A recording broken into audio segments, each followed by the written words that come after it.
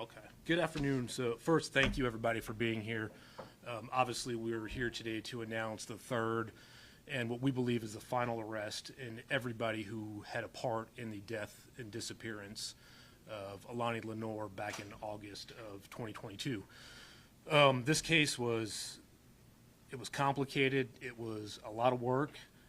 I know it took a long time, but I'm extremely proud and grateful to have a team behind me, and Lieutenant Smith, who is our homicide commander, Lieutenant Brandon Pitts, who is our fugitive commander. We followed up on every single lead that came in, and with this case in particular, we were vocal. We talked to you guys, we talked to the community, and we did that in hopes of receiving tips, and we followed up on each and every one of those. But I think the most important person in the room today is Miss Jackson. Miss Jackson is the mother of Allahnia Lenoir, and she has been really a staple in this investigation. Her strength, her courage, her commitment, and being a voice for her daughter this whole time has been commendable. So I thank you for everything you've done, and I thank you for your patience with this organization as we work through this case. So on June 1st of this year, the Georgia Department of Natural Resources made the third and final arrest for us. They were out patrolling on Lake Altoona when they noticed a personal watercraft. The occupant or the driver of that vessel was driving too fast in a no-wake zone, so they went and initiated a stop.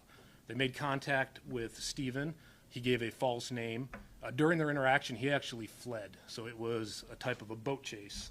It ran up on shore, which led to a foot chase and ultimately the apprehension.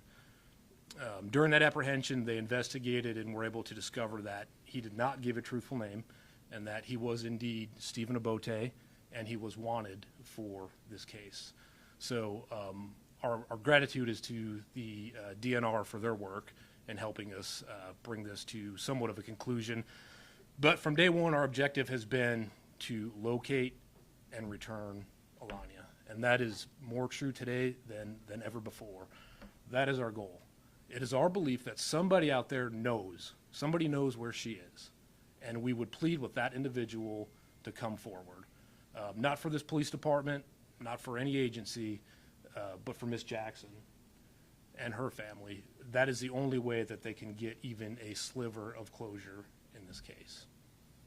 So before I turn it over to Ms. Jackson, are there any questions? Please keep in mind our next step in this is litigation, so we won't go into a lot of the investigative steps. We've covered some of those in the past. But so it's been nearly 2 years. You guys named him as a suspect back in August, September of 2022, and you guys weren't the ones to even make this arrest. You said you were extremely proud and grateful for the investigators on this, but you guys weren't even the ones who arrested him. Why weren't you guys able to find him in a 2-year period? Well, with any fugitive investigation, they're unique, just like a homicide investigation. I'm very proud of our fugitive unit. We made 2 of the arrests in this case very quickly, and that matters. That's important. But as I said, every case is different. People have different means to go places. We receive different tips. So it is never from a lack of effort. These guys worked around the clock. They followed up on every single lead. But I am grateful that he's off the street, whether it was our organization that made the arrest or any organization throughout this country. The bottom line is he is in custody, and he will have to face the consequences of his actions. When do you expect him back here in Fulton County? So he's facing charges right now in Bartow County. Once those charges are cleared, then he'll be brought to Fulton County.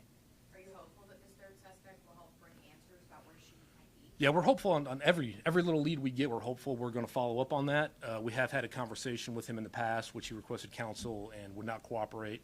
But we will certainly make every attempt possible, and that is our end game from day one, is to find her and bring her home.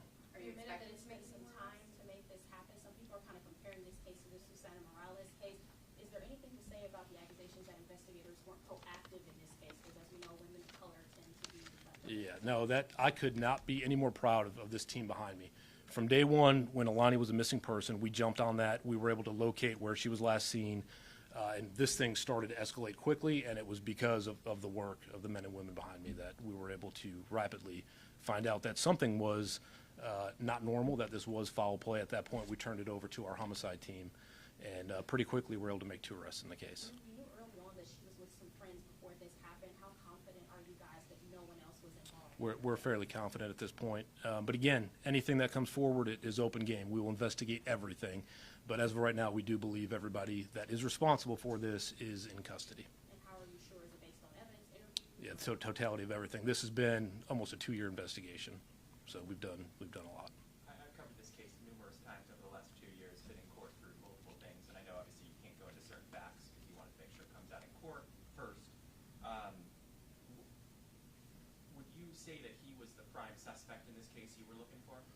It was all three of them. It was all three of them. They all played a role, and it was that totality of those roles that led to where we are right now and why I'm even standing up here.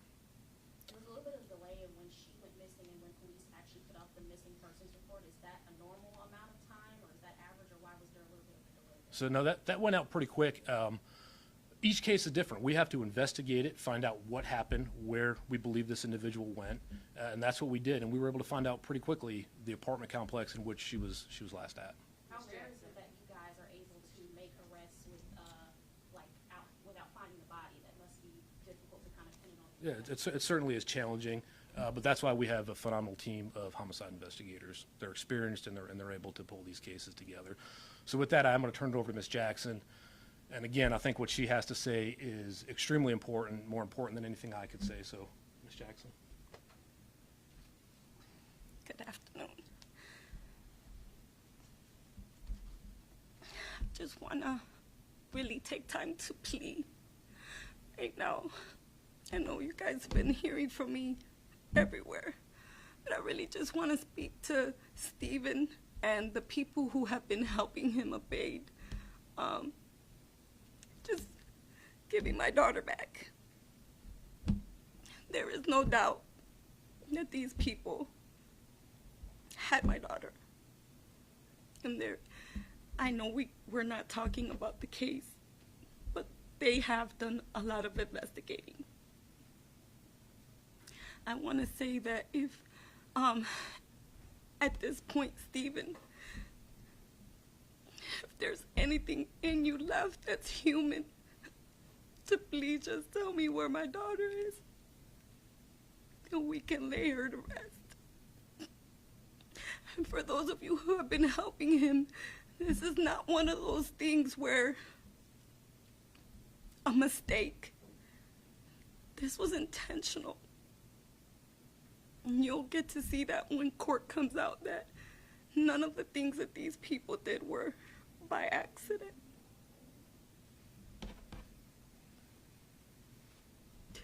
I do want to say that I know that a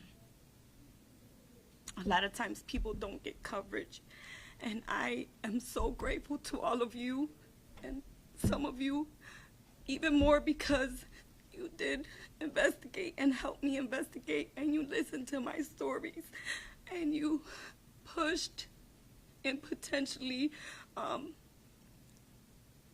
made sure that my daughter wasn't forgot about. And so I wanted to thank all of you for not forgetting Alani. And my family wants to thank you too.